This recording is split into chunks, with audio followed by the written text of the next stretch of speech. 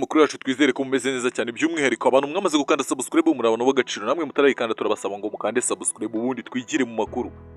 Leta Zunze Ubumwe za Amerika zafashe umwanzuro ukomeye cyane zitangaza amakuru akomeye cyane ku Rwanda, Repubulika ya Demokarasi ya Kongo, M23 ndetse n'u Burundi. Ibyo nabyo uraza kubimenya nukurikira iki kiganiro.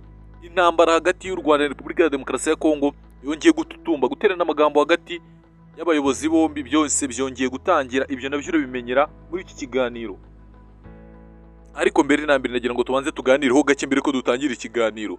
Nagira ngo mbabaze ngo ese ndashaka tubanze dusesengure ingabo za FARDC ho gake.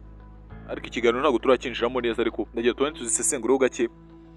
Amasaha ashize rwose zimaze gutanga ikintu bita urwenya ku bantu.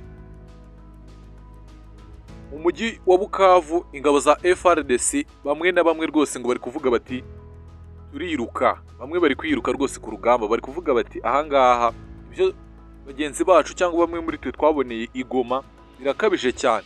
Urugamba rukomeye cyane hagati ya M23 na FARDC wabonye hariya igoma rwose.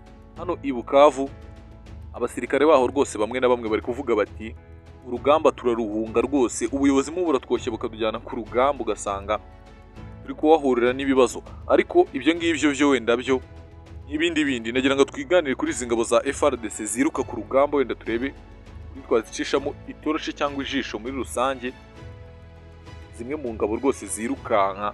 Ariko wenda ka update kandi nabaha rwose wenda kugira ngo abakongomani bakomeze wenda bagende bamenya ese ni ibiki bigezweho noneho. Uko bita Colonel Rugabisha Alex rwose wari umwe mu basirikare bakomeye cyane mu gisirikare cya FARDC, umwe mu nkingi za mwamba. Ku munsi w'ejo rwose yamaze kuba yitaba Imana azize intambara yaguye mu ntambara yahuje M23 na FARDC. Birumvikana yarashwe n'abasirikare ba M23 bamwita Rugabisha Alex Colonel rwose umwe mu basirikare barakomeye cyane. Abaturage bari kuvuga bati rwose niwe muyobozi twabonaga ko ashobora kuba akunda igihugu rwose, ukora nk'ukunda igihugu. Iyo wenda ni update nabaha, ariko mureke twinjire no mu makuru yacu kugira ngo wenda tutaza gutinda twishaka tugata umurongo. Twiganire ku makuru yacu rwose yatuzanye muri aka kanya. Leta Zunze Ubumwe za Amerika nyuma yo kubona ibintu biri kuba muri Repubulika ya Demokarasi ya Kongo, bivuga ko u Rwanda rufasha M23, nubwo u Rwanda rubihakana rwivuye inyuma. FARDC nayo ikavuga iti rwose mu gihe kitarambiranye cyane turashoza intambara ku Rwanda. Ibyo bintu urumva ni ibintu bibiri. U Rwanda kuba rushobora kuba rufasha M23 nk'uko amahanga bivuga,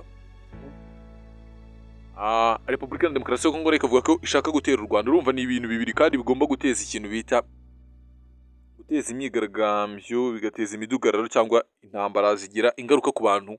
Leta Zunze Ubumwe za Amerika baravuga bati binyuze ku muyobozi wayo Donald Trump, u Rwanda rukura abasirikare muri Repubulika ya Demokarasi ya Kongo, FARDC na M23 nabo bashyira intwaro hasi bumvikane mu mahoro mu gihe ibihano bitaratangira rwose, kuko niyo fatirwa ibihano bishobora gufatirwa ibihano bikomeye cyane.